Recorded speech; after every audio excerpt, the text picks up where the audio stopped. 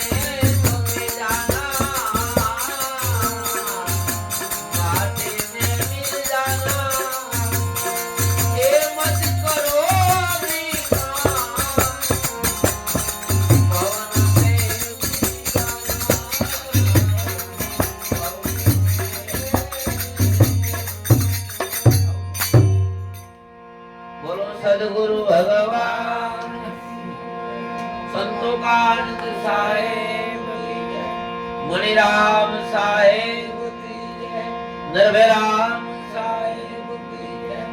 ઓમ નમો